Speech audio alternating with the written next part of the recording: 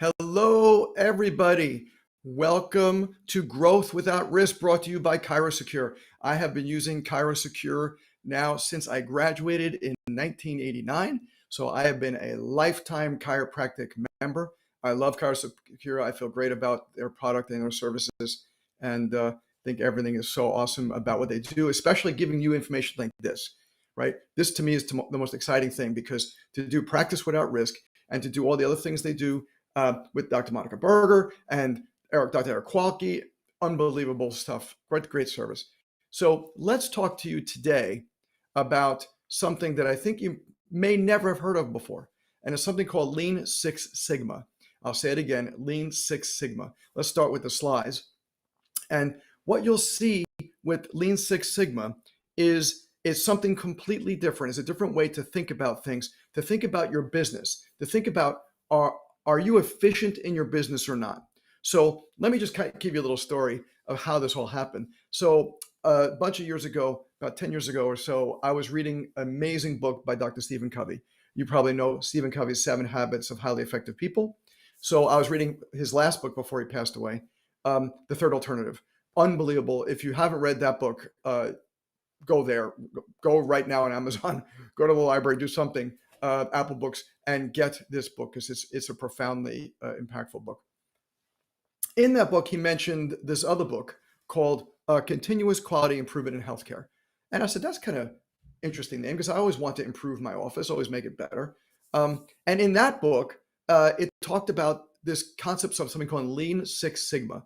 Now, I have a couple of people who are in industry, high-level execs in industry, and I've heard them talk about Six Sigma before as being some efficiency ratio kind of thing that Deming used when they went into Japan after World War II, and they were trying to make like Honda and Toyota, all these companies that were these little companies, be more efficient. So I'd heard about it, but I hadn't really ever thought about using it or applying it to anything that we do.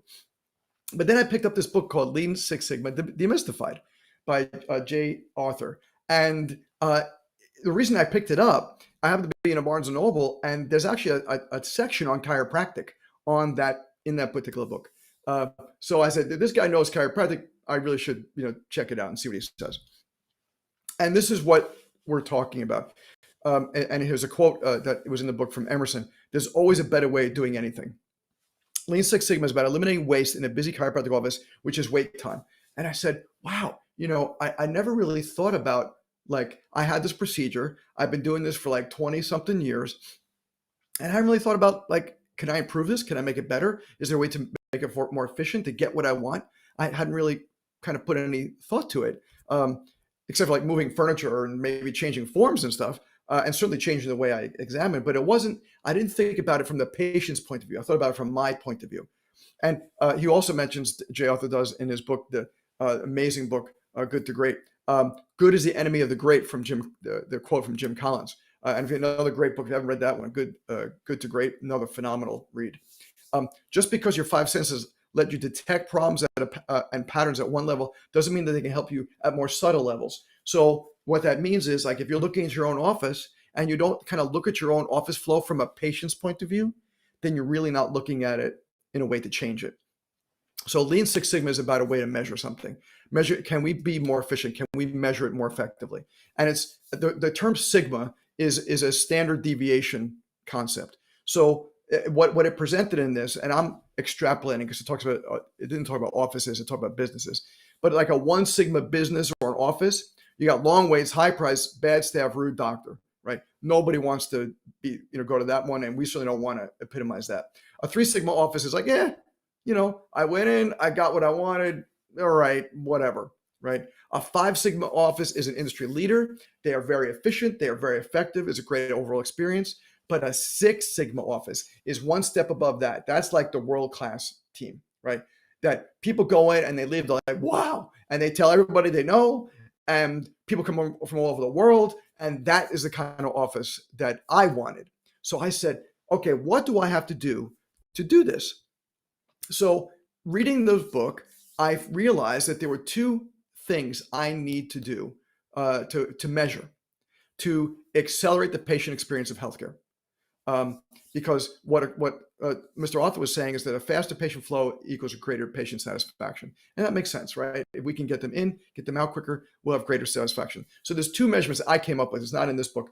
I kind of extrapolated based upon what their terminology is. And the two measures were D2A, which is door to adjustment. In other words, when a moment the person walks in the door, how long does it take for them to get from the door to the adjustment? And number two is the new patient time.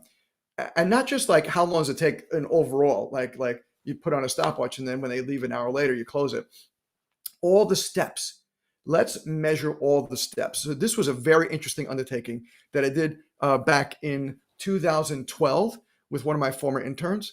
And we actually wrote a paper on it and presented it at an ACC RAC conference back in 2012. We had a poster. And now I'm actually doing it again because I got excited. I kind of refound this PowerPoint and this information, and I said I want to share this with you guys. And I'm actually going to start measuring this in my office again. So there's two things we're going to talk about. The value stream map is essentially looking at all the steps of your new patient exam. So from the moment they walk in, what happens, and kind of mapping it out. And what they recommend is kind of writing it out on a chart like this, which they call a value stream map. And can you eliminate any? The goal is, can you eliminate anything? Is there any steps that are being duplicated, being wasted time, things that don't have to happen? Are there any things you can do to say, I'm going to chop this down? They call it muda, right? Because this is a Japanese terminology. So muda is waste. Is there any muda happening, any non-value added step? And because what we're doing, like I said before, is we're focusing on the patient experience, not the doctor experience, the patient experience. And look at, so what you can do is like take Post-its, right? Take some Post-its and then think, and you and your team get together and do this. What does a new patient exam look like? So, they walk in and are greeted by the front desk. Post-it number one. I'll show you what my Post-its look like. I have them in this book here, right? It's like this whole section of Post-its right here, right? So number one, they walk in and talk to the front desk. Number two, they get paperwork. Number three, they fill out the paperwork, et cetera, et cetera, et cetera. So we had all these steps. And we said, is there anything that could be wasted? So this was my new patient exam value stream for my office, right? And we used this guy's software. He has his own software that you can use for free for like 30-day trial, which I think we did. So I highly recommend using it because it's helpful in creating this kind of thing. So what we did is we mapped out, and we had this 1, 2, 3, 4, 5, 6-step process from the moment they walked in the door, these 6 steps. And we looked at it, we said, there's a couple of things that we can do where there's time that is wasted. So what we've noted is that there was a wait between the paperwork and then getting in the exam room to doing history. Then there's another wait, and then there's another wait at the end. Because what we used to do is at the end, I would come in the middle, and then the interns would finish up, and then they'd have come get me again to do like a say goodbye kind of a thing. We said, that's a big waste of time. So this is what we did. You see those big X's?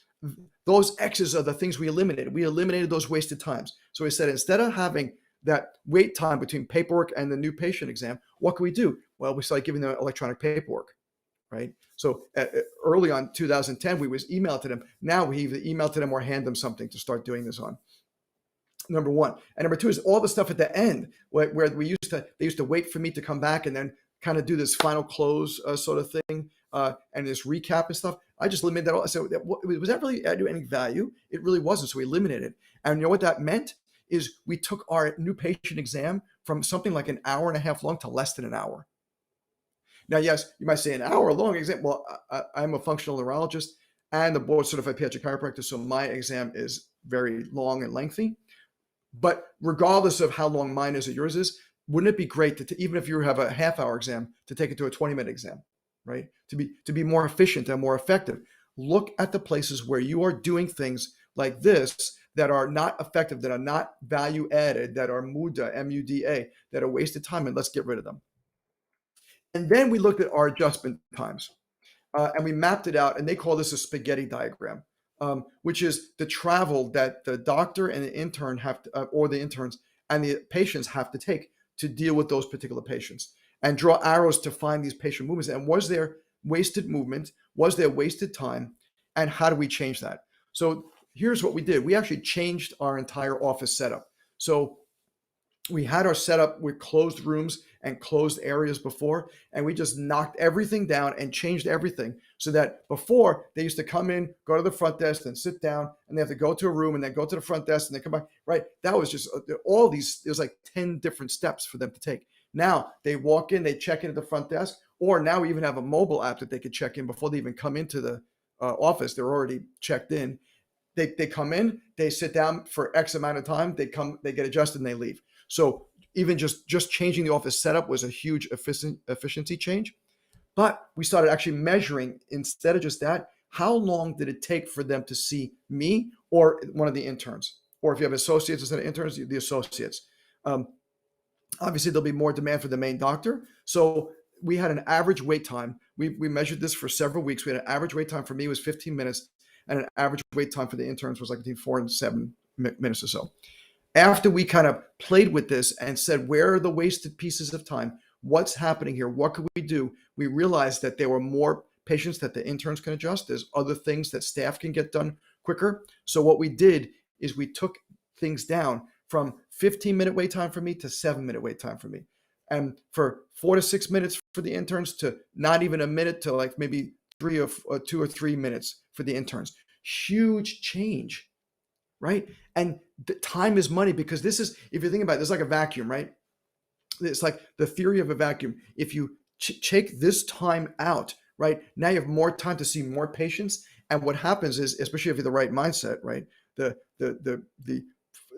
abundance mindset, you take away that extra time, and it's going to fill up with other patients. And that's exactly what it did. So we actually got way busier by improving that 7.46 minutes. We had a massive increase in our patient flow, which was very rewarding, because now we're seeing more new patients and we're seeing more existing patients than ever before. Like the pandemic actually has been this huge change for us in a positive way, because what we did is we compressed a lot of things, a lot of our time, so that we're way more efficient. And I think it was an amazing education experience to do Lean Six Sigma, and then to have this pandemic and to see how we can get even more efficient with our time. So in conclusion, the Lean Six Sigma is about accelerating patient flow. Isn't about making doctors, interns faster. Not about saying, all right, let me have a quicker adjustment and skip things. No. It's about focusing on speeding up the patient flow. What can we do to make patient flow better and more efficient? What can we do to reduce delays between steps in patient care that'll actually give the doctor more time with patients, because now you can focus on them and not have to worry about all these backup. I know how it is, docs, when you're sitting there and you got to wait through, like we just did Halloween. Oh my Lord. I hope you had an amazing Halloween like we did. We just had a crazy 3-day Halloween bash, and people were waiting quite a bit. And that's why I brought this back up. Like, we really need to make this more efficient. Now, obviously we had everybody in costumes and we're taking pictures, and I know that was a big issue of the flow, but I think we can make our flow even better. And that's what we want to do. Many of you guys may not know, but I hope you guys join me with ICPA. I speak of something called Enhancing Pediatric Neuroplasticity, which is really how to take care of those special needs neurodivergent populations. And I also just recently did a tongue-tied pediatric midline defect seminar. If you check that link, you can get to that website. I also did back in May of this past year, I did a great seminar with Dr. Stephen Porges, the founder and developer of the polyvagal theory, that I call polyvagal informed pediatric chiropractic.